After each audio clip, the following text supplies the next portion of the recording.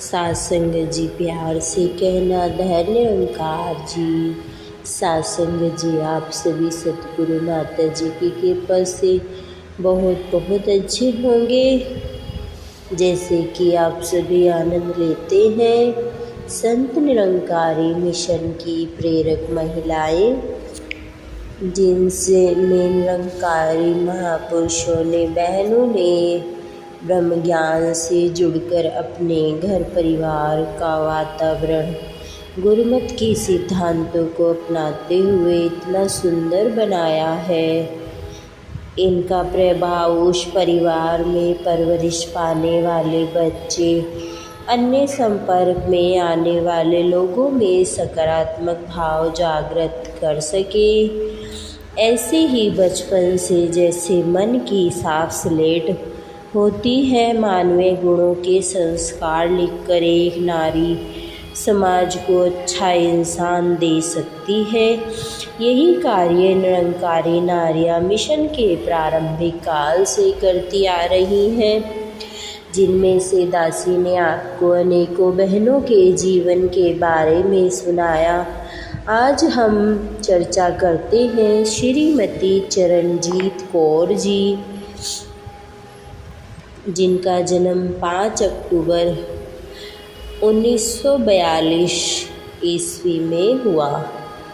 सासंग जी, जन्म मरण के चक्र में असंख्य लोग प्रतिदिन इस धरती पर जन्म लेते हैं और जीवन यात्रा संपन्न करके संसार से विदा हो जाते हैं। महापुरुषों जी, परंतु कुछ रूहें ऐसी होती हैं जो अपने उत्तम कर्म से ऐसी रचना लिख जाती है जिसे सदियों तक लोग पढ़कर जीवन का सही रास्ता ढूंढ लेते हैं। निरंकारी जगत में जीत बुआ जी के नाम से प्रसिद्ध पूज्य चरणजीत कौर जी ऐसी ही रूहों में से एक थी। पूज्य चरणजीत कौर जी का जन्म 5 अक्टूबर 1942 में अविभाजित भारत के रावलपिंडी, जो अब पाकिस्तान में है, बाबा अवतार सिंह जी एवं जगत माता बुधवंती जी के घर हुआ था। यह वह समय था जब रावलपिंडी में सतगुरु बाबा बूटा सिंह जी अपने परिवार सहित अवतार सिंह जी के घर में रहकर जनमानस के कल्याण कर रहे थे। घर में संतों महापुरुषों की रहमतें बरसती रहती थी, जिस कारण आपको माँ की गोद के साथ साथ बाबा बूटा सिंह जी, उनकी धर्मपत्नी गुणवंती जी एवं अन्य संतों का भरपूर आशीर्वाद मिलता ही रहता था। सासंग जी गुरुमत भरे इस वातावरण में अपने जीवन की यात्रा आरंभ की। यही संस्कार जीवन भर आपके हृदय की कोमलता, मन की पवित्रता, सरलता एवं विशाल दृष्टि के रूप में प्रकट होते रहे। बचपन से ही आपके हृदय में प्रभु प्राप्ति, गुरु सेवा और संतों महापुरुषों के प्रति आदर सत्कार की भावनाएं घर करने लगी थी। देश के विभाजन के बाद शहंशाह बाबा अवतार सिंह जी परिवार सहित दिल्ली के पहाड़गंज में आकर बस गए। बचपन के सुनहरे दिन शहंशाह बाबा अवतार सिंह जी एवं जगत माता बुधवंती जी की आप सबसे छोटी संतान थी। आपको बड़ी बहन के रूप में श्रीमती नंद कौर जी और बड़े भाई के रूप में बाबा गुरबचन सिंह जी और सज्जन सिंह जी जैसी अलौकिक विभूतियों का सानिध्य प्राप्त हुआ। उस समय तक आपसे 2-2.5 वर्ष बड़े भाई जोगिंदर सिंह नूर को शहंशाह जी ने अपनी चचेरी बहन मान कौर जी को गोद दे दिया था। इस प्रकार आपको जहाँ सारे परिवार का निजी प्यार मिला, वहीं संगत के हर महापुरुष का लाड़ प्यार भी मिलता रहा। बचपन से ही आप बहुत भोली भाली रही। आपके चेहरे की मासूमियत आपके हृदय की पावनता की गवाही देती थी। जब आप 4.5 वर्ष की थी तो 22 अप्रैल 1947 को आपके बड़े भाई सेठ गुरबचन सिंह जी की शादी निरंकारी राजमाता कुलवंत कौर जी से, इनके कुछ महीने पश्चात बड़ी बहन नंद कौर जी की शादी 29 अगस्त 1947 में भाई साहब कुलवंत सिंह जी से हो गई थी। 1947 में अविभाजित भारत में मज़हब के नाम पर दंगे फसाद आरंभ हो गए। लाखों लोगों को पाकिस्तान में अपनी ज़मीन जायदाद व भाईचारे भरे वातावरण को छोड़कर अपनी जान की रक्षा के लिए भारत आना पड़ा। आप भी अपने परिवार जगत माता जी सेठ गुरबचन सिंह जी, भाभी कुलवंत जी, बड़ी बहन नंद कौर जी, जीजा कुलवंत सिंह जी के साथ पहले रावलपिंडी के निकट सरकारी वाह कैंप में रही और फिर वहां से सरकार द्वारा की गई व्यवस्था को अपनाते हुए जालंधर रिफ्यूजी कैंप में पहुंच गए। कुछ दिनों के पश्चात ही पता चला कि शहंशाह जी भी दिल्ली के पहाड़गढ़ क्षेत्र में पहुंच गए हैं, तो आप सब जालंधर से दिल्ली आ गए। आपने सतगुरु व पिता से मिलाप ने इतने दिनों की मुश्किलों व मानसिक तनाव को दूर कर दिया।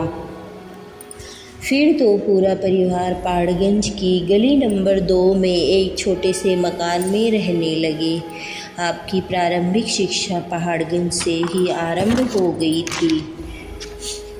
आपके बड़े भाई सज्जन सिंह जी का आपसे बहुत लगाव था। आप सदा कहते कि जीत तू जितना चाहे पढ़ ले, तुझे पढ़ना मेरा सपना है, तुझे पढ़ाना मेरा सपना है। पर निरंकार की लीला कौन जाने। 29 अगस्त 1948 को सज्जन सिंह जी ब्रह्मलीन हो गए।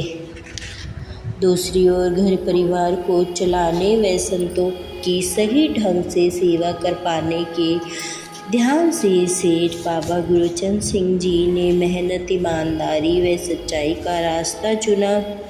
अपनी युवावस्था को तब त्याग के मार्ग पर अग्रसर किया और सतगुरु बाबा गुरबचन सिंह जी महाराज को मिशन के प्रचार प्रसार के लिए घर की जिम्मेदारियों से आज़ाद कर दिया। सासंगत जी कहते हैं कि एक बार जगत माता जी व शहंशाह जी जालंधर कल्याण यात्रा पर आए तो जगत माता जी गोविंद सिंह के नम्र व गुरमत भरे व्यवहार व हृदय की सरलता पसंद आई। उन्होंने नौजवान गोविंद सिंह की ओर संकेत करते हुए शहंशाह जी से कहा, अपनी जिता लई एहो जी हाँ नौजवान चाहती है। उनकी बात को मान देते हुए शहंशाह जी ने फरमाया, एहो जी हाँ ता यही हो सकता है, बस फिर क्या था। शहंशाह जी की स्वीकृति होते ही चरणजीत जी का रिश्ता गोविंद सिंह जी से तय हो गया। चरणजीत जी ने अपनी मैट्रिक की परीक्षा पास ही की थी कि 1958 में मात्र 16 वर्ष की आयु में आपकी शादी भाई साहब गोविंद सिंह जी से करा दी गई। भाई साहब गोविंद सिंह जी के पिता श्री गुरदत्त मल जी बाबा बूटा सिंह जी के समय से ही ब्रह्मज्ञानी थे। यह परिवार में गुरमत के रंग में रंगा हुआ था।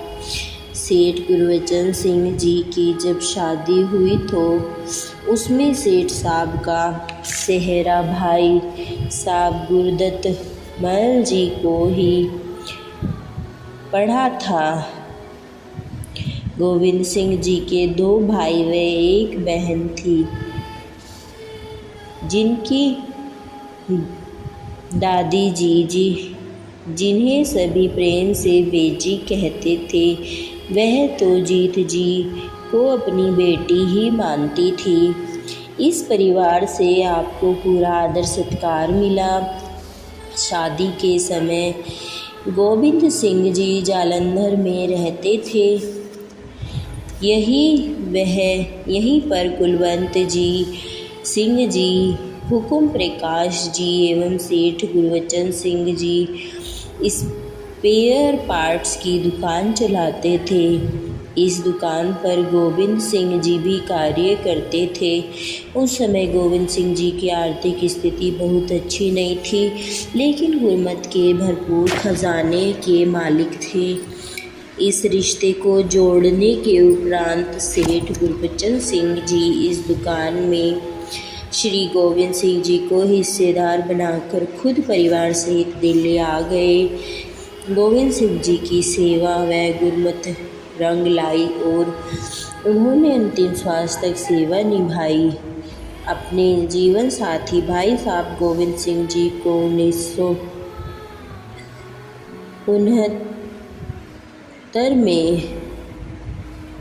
1979 में सन निरंकारी वर्किंग कमेटी के चेयरमैन की सेवा सौंपी गई और इसके उपरांत जनरल सेक्रेटरी सन निरंकारी मंडल की सेवा दी गई। वर्ष 2009 उनको सन निरंकारी केंद्रीय सलाहकार व प्लेइंग बोर्ड में चेयरमैन का पद मिला व 1917 से पुनः सन निरंकारी कार्यकारिणी के प्रधान की जिम्मेदारी निभाई। आपने सदैव गुरसिक्खी की मर्यादाओं को निभाया। यदि लगभग 40 वर्षों से आप दिल्ली में रहकर सेवा करते रहे तो इसका श्रेय भी चरणजीत जी को ही जाता है, जिन्होंने घर परिवार की जिम्मेदारियों से उन्हें आज़ाद किया ताकि वह गुरु की सेवा में दिन रात लगे रहें। महापुरुष जी प्यार से कहना, धन्य निरंकार जी।